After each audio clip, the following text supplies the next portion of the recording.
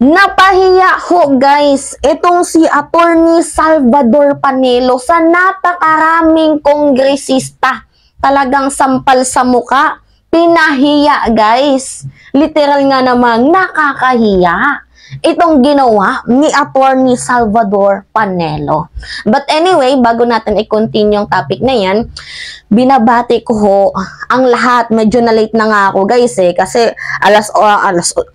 alauna na tayong nag-upload. But anyway, Merry Christmas ho sa inyong lahat and advance Happy New Year. So dapat nung December 1 pa sana ako bumabati ng Merry Christmas, advance Happy New Year. Dapat lagi ko na yung binabanggit sa vlog ko. Pero you know what guys, baka kasi mapatagal, 'di ba? So alam din naman natin ng mga tao na malapit na din ang Christmas. So sabi ko, batiin ko na lang sila pagdating mismo ng Christmas Day. Kasi ayoko naman mag-waste ng time sa pagbabati lang ng Merry Christmas sa inyo. So anyway, Merry Christmas sa inyong lahat guys and advance Happy New Year. So hoping na sana maganda ho ang araw ng Christmas nyo. Iwasan ng stress, iwasan ng problema, magpakasaya muna kahit ngayong araw lamang na ito.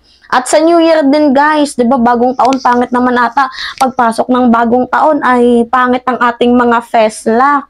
So hindi ko din sure bukas guys kung makakapag-upload ako ng video kasi flight ko 'yon papuntang Manila bukas. So, see you soon sa mga kikitain ko dyan sa Manila and sa mga vloggers din na makakausap natin para ho ipaglaban itong ating bayan. So, take note guys hindi ho yun bayad. I mean, kaming mga vloggers ay mag-unite po para ho sa ikauunlad ng ating bayan at i-debunk itong mga false as accusation ng mga kalaban ng bayan.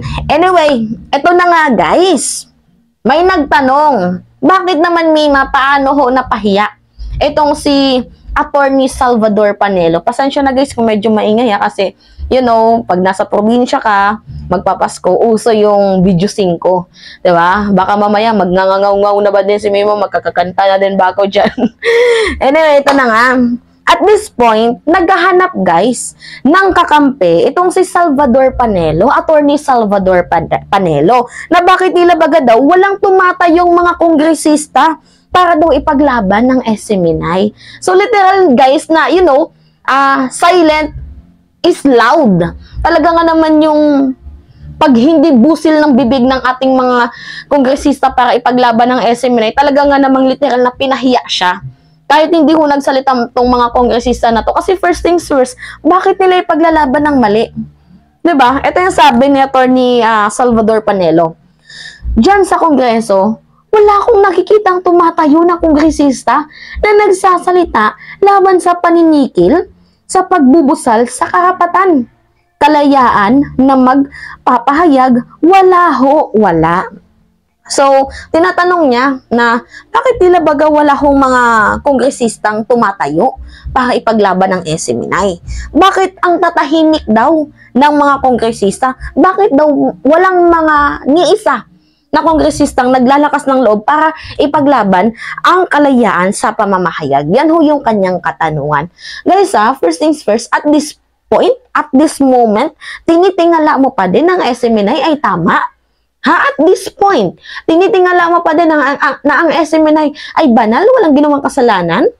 At this point, at this moment, tinatanong mo pa din kung bakit walang tumatayong kongresista even though alam mo na yung kasagutan? Walang tumatayo kasi nga may mali. 'Di ba? At pag may tumayo dyan, pinaglaban ng SMNI, sa tingin mo may kakampi dyan? Wala, kasi mali. 'Di ba? Mga nakakaloka, how ironic guys parang nalimutan niya na agad yung ginawa niya sa ABS-CBN during during the era of our former President Rodrigo Roa Duterte. 'Di ba? So bakit hindi mo kaya tanungin yung ABS-CBN kung ano yung feeling na tinanggalan ng kalayaan sa pamamahayag? Itanong mo din sa Rappler na pinagbabantaan, 'di ba? Na muntik ka na ding matanggalan ng kalayaan sa pamamahayag. Bakit hindi mo tanungin si Senator Leila de Lima na kung saan nagsalita lamang ho siya, in-exercise niya lamang ho yung kanyang free speech, freedom of expression, pero ano yung ginawa? Pinakulong siya. Almost 7 years.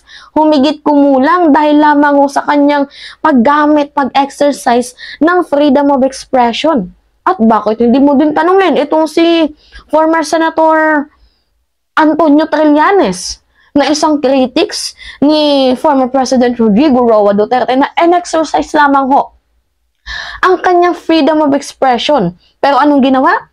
Pinakulong. Bakit hindi nyo tanungin yan? Attorney Salvador Panelo, bakit hindi mo tanungin si Attorney Leila de Lima, si former Senator Antonio Trillanes, yung ABS-CBN at yung Rappler na headed by Maria Ressa? Bakit hindi nyo yan tanungin? So now you know yung feelings ng matanggalan ng press freedom. Actually, hindi naman kayo natanggalan ng freedom of speech itong SMNI. Dahil ang totoo dito guys, sila ho ay sinuspinde ng NTC, ng MTRCB dahil meron silang violation na nilabag.